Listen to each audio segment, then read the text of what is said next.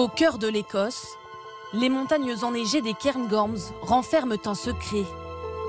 Des habitants discrets qui avaient disparu de ces paysages pendant plus de 1000 ans. 150 rennes en semi-liberté. Pour les trouver chaque matin, Lottie Papastavroubrooks traverse cette forêt escarpée aux airs féeriques. Ça maintient en forme, on fait tout à pied.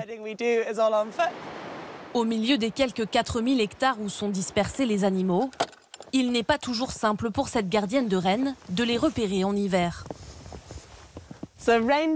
Ils sont très bien camouflés. Ils changent leur pelage en hiver et en été. Alors en ce moment, c'est difficile de les voir quand ils sont dans la neige. Alors il faut les appeler.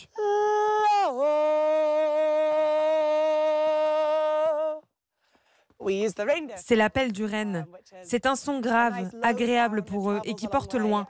Parfois, les rennes sont à 5 km, mais ils viennent directement quand on les appelle. Si cette Britannique parle le renne, c'est qu'elle se passionne pour ces animaux depuis une dizaine d'années. Elle connaît désormais par cœur chaque prénom, chaque caractère de la horde. Celui-là, c'est Café. Là-bas, c'est Macchiato. Ici, c'est Christie, d'après Agatha Christie. Et devant moi, c'est Feta. Elle est née la même année que Brie, qui est là-bas. C'est très important d'apprendre à reconnaître leur visage. Parce qu'on pourrait aussi les reconnaître à leur bois, mais ils les perdent tous les ans. Et quand Lottie leur apporte le petit déjeuner, les plus gourmands sont sur ses talons. Avec leur climat subarctique, ces montagnes sont le seul endroit en Écosse où les rennes peuvent habiter et trouver tout ce dont ils ont besoin pour se nourrir, même sous la neige. Mais en hiver, ils ont droit à quelques compléments maison. Ça, ce sont les restes d'orge issus des distilleries de whisky. Très écossais. Mais ce n'est pas alcoolisé, rassurez-vous.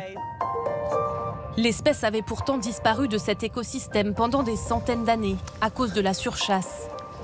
Jusqu'à ce qu'un gardien de rennes suédois décide de la réintroduire dans les Cairngorms il y a 72 ans. Depuis, les visiteurs eux aussi peuvent se mêler à ce troupeau. Une horde plus ou moins bien ordonnée. Allez, avance, Rudolf. À l'approche de Noël, tous les gardiens se transforment en guides pour s'assurer que touristes comme locaux puissent apercevoir les rennes du Père Noël avant le grand jour. On est vraiment très occupés. Les tickets pour les visites du 24 décembre se sont vendus en 3 minutes. Des instants comme suspendus au milieu des animaux. Et pour les plus téméraires, la possibilité de nourrir eux aussi les rennes. Ils n'ont pas de dents en haut, donc ils ne peuvent pas vous mordre. Et de sentir leur museau au creux de leurs mains. Ils ont beaucoup de force, mais ils sont très doux. Et toi, tu as ressenti quoi? Ça m'a chatouillé.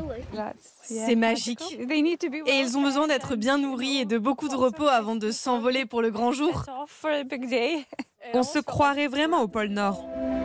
Un pôle Nord écossais fier de renouer avec son histoire, fier de ses rennes, d'autant qu'il semblerait que 2 d'entre eux aient été choisis pour participer à une mission très spéciale demain soir. Merry Christmas.